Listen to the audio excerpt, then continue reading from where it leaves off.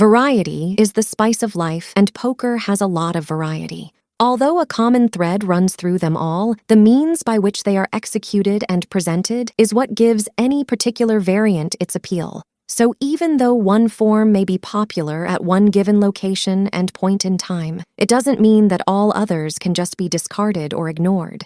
It is even possible for new variants to emerge and gain traction among a given group of people. As long as the core game mechanics remain the same, it doesn't really matter what twist people decide to put upon it. Greetings and welcome back to Checkpoint Gaming, Poker. With this episode, we will be going over variants. When playing poker, unless already established by the host or club, the players should decide what version of the game they will be playing. With the versions of poker that are available for people to play, we'll be looking at a handful of them here. But if we get enough suggestions of other versions of the game, we'll come back to this matter and release a part 2 to this episode. The oldest version of the game is that of 5-card draw and is typically played with 2 to 5 players. With betting, it consists of the ante followed by 2 rounds of betting. When it comes to that of the pot, it is created through the ante. With how we played when we were children, each player threw in a single chip except for the dealer who threw in 2, with these chips constituting the lowest valued chips. But with that said, let's take a look at the official rules. The first player found to the dealer's left is to put in the first blind, which is known as the small blind. From there, the second player found to the dealer's left is to put in the second blind, which is known as the big blind. The reason why they're called the small blind and the big blind is that the small blind is a smaller bet when compared to that of the big blind. And the reason why they're called blinds is because they're made without the players knowing what cards they are going to receive. Each player will receive 5 cards face down and can discard or draw up to 5 cards after the first round of betting. In order for a player to claim the pot, they will have to possess the highest hand at the showdown. The first round of betting starts with the player that is found to the left of the player who made the big blind. When the first round of betting occurs, players will get the chance to discard any number of cards found in their hand and draw an equal amount of cards from the top of the deck. Players can even decide to not discard any cards if they like, which is known as staying. After each player that is still in the game has either exchanged their cards or have stayed, a second round of betting is to occur. After this second round of betting occurs, the showdown will occur with the player that possesses the highest hand winning the pot. But if there are identical hands, the pot is to be split accordingly. Next, we have stud poker, which we grew up calling 5-card stud. Similar to that of 5-card draw, it varies from it due to the first card that is dealt to each player being done face down, with all subsequent cards being dealt face up. With the initial dealing of cards, the first card is dealt face down to each player, with the second card being dealt face up. Regarding the remaining 3 cards, they're dealt out in subsequent rounds. Each player is able to look at their own down card when dealt.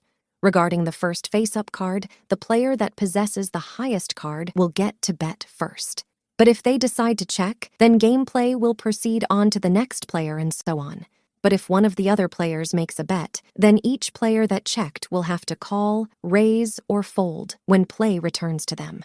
For every player that didn't fold, they will receive another card, face up, with the best face-up hand going first. As long as there are at least 2 people still in play, this process will continue until each player possesses 1 face-down card and 4 face-up cards. If the showdown is reached, then each player will show their hand and a winner determined. With 7-card stud, it is similar to that of 5-card stud, except that 7 cards are dealt through multiple rounds instead of 5. With the initial dealing of cards, the first 2 cards are dealt face down to each player, with the third card being dealt face up. Regarding the first face-up card, the player that possesses the lowest card and suit will get to bet first. This is the only time where suits will play a role during the game, with the order of sequence, from highest to lowest, being that of spades, hearts, diamonds, and clubs. From there, dealing and betting will occur as described under 5-card stud, with the highest valued hand going first for each round of betting thereafter. But if there's ever a tie between the players regarding the highest hands, then the player found closest to the dealer's left will go first.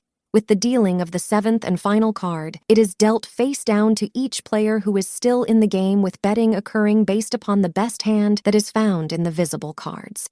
But if the situation arises where there aren't enough cards left to give each player their final card, then one community card is to be placed face up in the center of the table and is to be shared by all of the remaining players. When it comes time for the showdown, the player that possesses the highest 5-card hand from the 7 cards that they're dealt will win the pot. With 7-card stud, there are some variants to it as well. First, we have 7-card stud low. The player that possesses the highest card by suit is required to make the first bet, with each subsequent player deciding if they are going to call, raise, or fold. In each subsequent turn, the player with the lowest hand will initiate betting. But if there's ever a tie between the players regarding the lowest hands, then the player found closest to the dealer's left will go first. Play and betting will occur as described earlier with standard 7-card stud. It is worth noting that if a player receives their final down card that should have been dealt to another player will have to keep it if it was intermingled with their other down cards, or there was the possibility that they looked at the card's value. The player who was missed will have to be given the next card in the deal. Second, we have 7-card stud high. The player that possesses the lowest card by suit is required to make the first bet, with each subsequent player deciding if they are going to call, raise, or fold. In each subsequent turn, the player with the highest hand will initiate betting.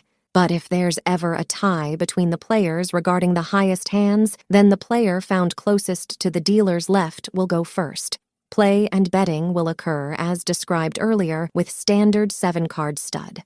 It is worth noting that if a player receives their final down card that should have been dealt to another player will have to keep it if it was intermingled with their other down cards, or there was the possibility that they looked at the card's value. The player who was missed will have to be given the next card in the deal. Third, we have 7-card stud high-low. With this version of the game, it is similar to that of what has already been described, but with the following alterations. The players will get to create the hands that are highest and or lowest value using 5 of the 7 total cards. There is also no qualifier needed. There is no declaration during play if someone is going for a high or low hand. When it comes time for the showdown, the pot is to be split between that of the highest and lowest qualifying hands. For split limit or structured games, the lower limit will apply on the first 2 betting rounds unless an open pair exists. But with the final 3 betting rounds, only the higher limit is allowed to be made. If playing 7-card stud high-low 8 or better, in order for a hand to qualify as the lowest value hand, the player will have to have created a hand that possesses a card that is no higher than that of an 8. If the dealer is going to run out of cards before all of the active players possess a complete hand, then the following process is to be used. Instead of dealing an individual card out to each player, then they will burn a card, followed by dealing out a common card for all of the players to use. If only a few of the players are sharing a common card, then no more betting is to occur. If there aren't enough cards to deal out a common card, or the common card is the last card of the deck, then the dealer will shuffle the burn cards, followed by dealing out a common card. From there, action will start with the hand that possesses the highest card that is the last face-up card. With split 8 or better, a qualifier of 8 or better is needed in order to be considered for the lower half of the pot. The low card, as measured by suit, will initiate betting during the first round. Regarding the ace, it counts as a high card for this purpose. Fourth, we have Texas Hold'em. It is able to be played with 2 to 10 players and consists of 4 betting rounds. Each player receives 2 cards which are to be kept secret, with the other 5 cards dealt face up in the center of the table and are shared by all of the players. During the showdown, the player with the highest hand will win the pot. Before any cards are dealt, the pot is to be formed through an ante. The first player that is found to the dealer's left is to put in the first bet, which consists of the small blind. From there, the player found to this player's left is to put in the second bet, which consists of the big blind. From there, each player is dealt 2 cards face down, which are known as the private cards. With the first round of betting, the player found to the left of the big blind player will go first by either calling, raising, or folding. When this round of betting comes to an end, the first 3 community cards are dealt face up and placed into the center of the table with the second round of betting to occur. This round is also known as the flop, and it starts with the player found to the dealer's left. When that round of betting is over, the 4th community card is dealt face up, starting the 3rd round of betting. In addition to this, the betting in this round is double that of the previous round. Once that is done, the 5th and final community card is dealt, and the last round of betting is to occur. When this final round of betting is done, the showdown is performed with the highest hand winning the pot. But if the players possess identical hands, then the pot is to be split. 5th, we have Omaha. Also known as Omaha High Poker, it is similar to that of Texas Hold'em, but with a few exceptions. First, each player is dealt 4 cards face down instead of 2. Second, each player will have to use exactly 2 of their private cards and 3 of the community cards during showdown. With Omaha High-Low, it uses the same rules for Omaha, but with each player creating the highest and/or lowest values qualifying hand to win. During showdown, the pot is split between the high hand and the lowest qualifying hand.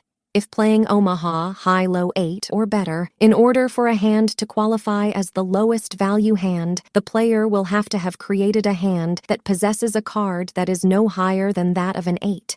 With split 8 or better, a qualifier of 8 or better is needed in order to be considered for the lower half of the pot. 6th, we have Whiskey Poker. It sees each player ante up an agreed upon amount of chips into the pool, which don't count as either bets or raises. From there, the dealer will deal out 5 cards to each player, 1 at a time, each round. This includes dealing a card to a widow hand, which is to occur before the dealer deals themselves a card. With the widow hand, it is to remain face down. Once play begins, each player, starting with the player found to the dealer's left, has the chance to exchange their hand for that of the widow, which will then be placed face up upon the table. With that said player can choose to pass or knock in order to indicate that they are satisfied with the hand that they possess. But if a player takes the widow, then any following player will be able to exchange any one of their cards for any one of the cards found in the now exposed widow. They can also exchange their entire hand. This process will continue until someone knocks.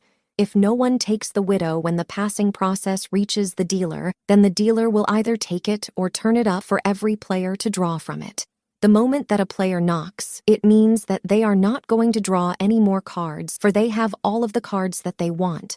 But if a player knocks before the widow is taken, then the widow is to be turned face up immediately. After the player knocks, each of the other players will have the option to draw 1 card from the widow. From there, each player will show their hands in the showdown with the best hand taking the pot. 7th, we have wild cards. With this version of the game, various cards have the possibility of being designated as a wild card. With this wild card, it is specified by the holder to possess any rank or suit to help them complete their hand. With the use of wild cards, they come in the following forms. With the Joker, when the player that holds this card in their hand, they can declare the value of the Joker to be whatever they desire. With the Bug, it is when the Joker is used, but its wildness is limited where it will only count as an ace, a card of any suit so that a flush can be made, a card of any rank so that a straight can be made, or a card of any rank and suit so that a straight flush can be made. When deuces are wild, it will cause every 2 to be wild.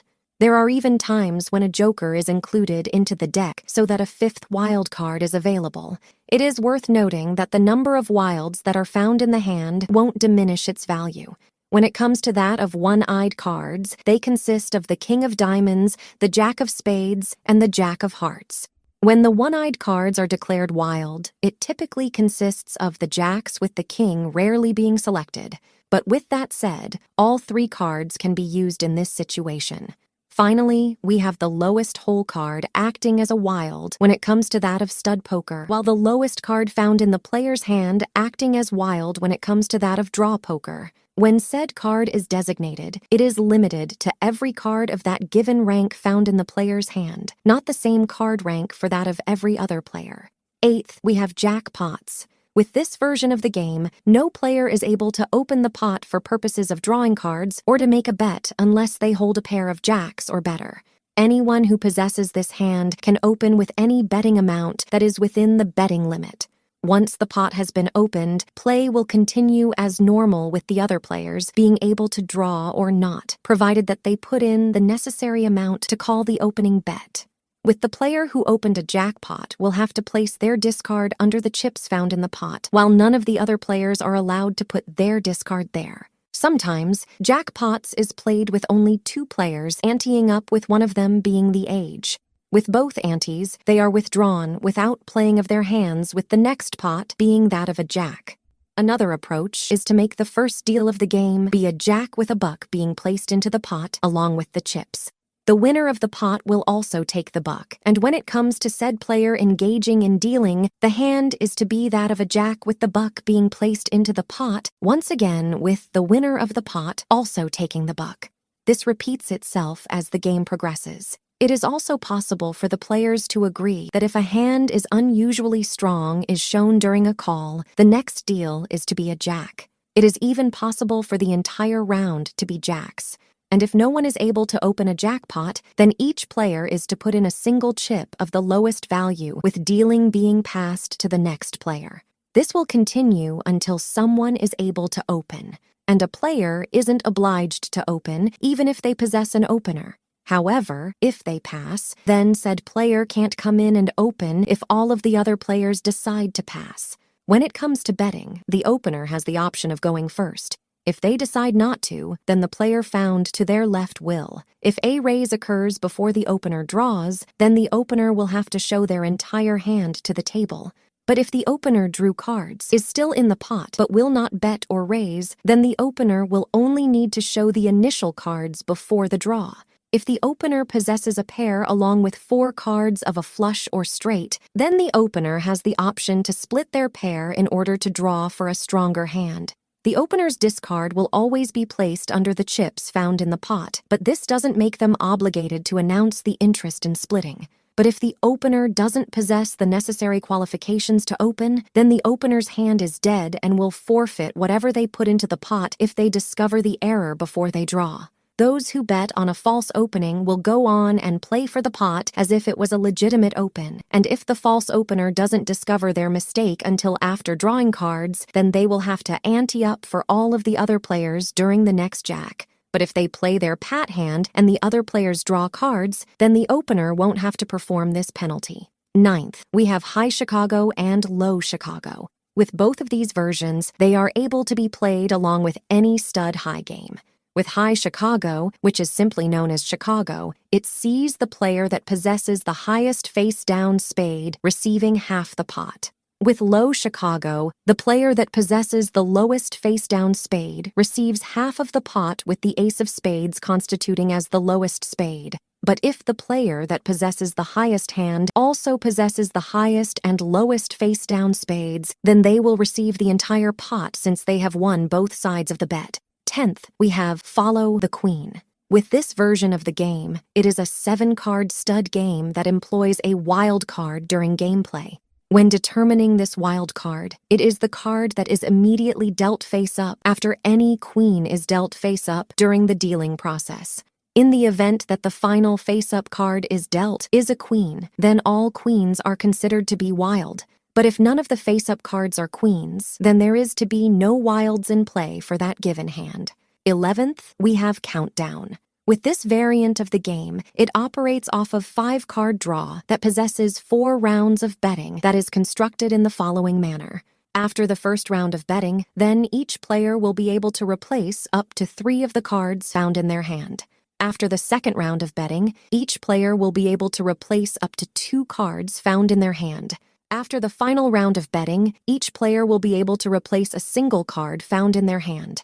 After the final round of betting, any players that haven't folded will engage in the showdown with the highest hand winning. And when players replace cards from their hand, they'll have to pay a cost into the pot in order to do so for every card that they replace, and this card cost doubles each round of play. 12th, we have 5-0 Poker. This version of the game is played by only 2 players, where both players will have to play 5 hands simultaneously, where each hand consists of 5 cards. With 4 of the 5 cards that are found in each hand, they are placed face up. Once all 5 hands have been dealt out, there is to be a single round of betting, with the winner being determined by each hand being matched to the corresponding hand of the opposing player. The player that possesses the stronger hand found in 3 or more of these pairings will be deemed the winner unless one of the players folds during the betting round. But if a player manages to beat their opponent with all 5 of their hands, then it is known as a 5-0 win. And 13th, we have Dealer's Choice. With Dealer's Choice, it gives the dealer the right to name what form of poker is to be played, designate the ante, if wilds are to be used, and what the maximum limit is to be when it comes to that of wagering during any given round. But with that said, the dealer can't require one player to ante more than that of any other player.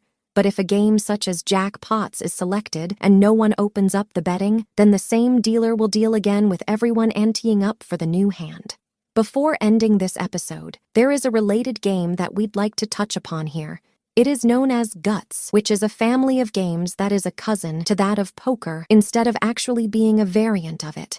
This family consists of a hand that is of 3 cards or less, uses a similar ranking system for its hands, and it possesses multiple rounds of betting. We'll cover this family of games further down the road, but if enough support is given, we'll do what we can to address it sooner. And with that said, this will bookend the main series pertaining to how to go about playing the game poker. We hope that you found this to be helpful and allowed you to better understand how to go about playing the game.